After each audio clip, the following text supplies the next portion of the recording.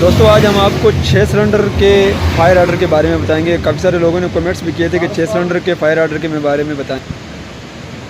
Fire order के बारे में बताएं ताकि हमें भी पता चल सके कि फायर आर्डर क्या होता है, क्योंकि 6 सिलेंडर और 5 सिलेंडर का फायर आर्डर काफ़ी मुश्किल होता है। तो ये 6 सिलेंडर है, इसके मैं आपको 6 सिलेंडर के फायर आर्डर के बारे में बताऊँगा कि 6 सिलेंडर के फायर आर्डर क्या चीज़ होती है। ये लैंड क्रूजिंग गाड़ी है बड़ी, तो ये इसके में फायर आर्डर के इसमें 6 सिलेंडर वाला पाइप 1 नंबर, एक के बाद जो ये 7 वाला है इसके ऊपर ये बाद में जो आएगा इस नंबर 4 नंबर के बाद जो इसके आगे ये वाला पाइप 2 नंबर पर जाएगा। 2 नंबर के बाद ये वाला जो पाइप ऊपर यहाँ पर आ गया ये 6 नंबर पर जाएगा।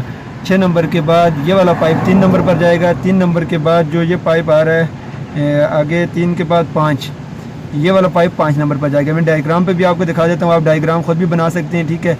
तो ये वीडियो को लाइक ज़रूर करें, दोस्तों के साथ शेयर भी करें। अगर मैं अब आपको आगे यहाँ से दिखाता हूँ 1 नंबर कौन सा आता है, यहाँ डायग्राम पर भी मैं दिखाता हूँ आपको।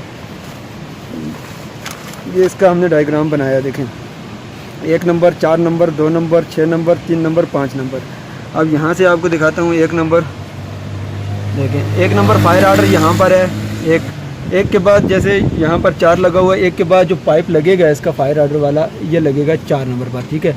4 नंबर के बाद आ जाता है 2 नंबर पर, ठीक है। 2 उसके बाद लगेगा यहाँ पर 2 नंबर, ये 2 नंबर। 2 नंबर के बाद आ जाता है 6 नंबर। 6 नंबर सबसे पीछे वाला है, ये यहाँ पर 6 नंबर यहाँ पर लगेगा, ठीक है। 6 नंबर के बाद आ जाता है आगे 3 नंबर, तो 3 नंबर यहाँ ये यहाँ पर लगा हुआ है, ये इनलेट के नीचे है। तो 3 नंबर के बाद आ जाता है 5 नंबर, तो 5 नंबर ये यहाँ पर है। 5 नंबर के बाद आ जाता है 6 नंबर। 6 नंबर मैंने आपको बता दिया था पहले ही। तो ये इसका फायर आर्डर है। फायर आर्डर इसका काफ़ी मुश्किल होता है, क्योंकि इसके लिए डायग्राम बनाना ज़रूरी होता है, क्योंकि जब गाड़ी आएगी तभी इसका डायग्राम बनेगा, वैसे इसका डायग्राम बना नहीं सकता बंदा।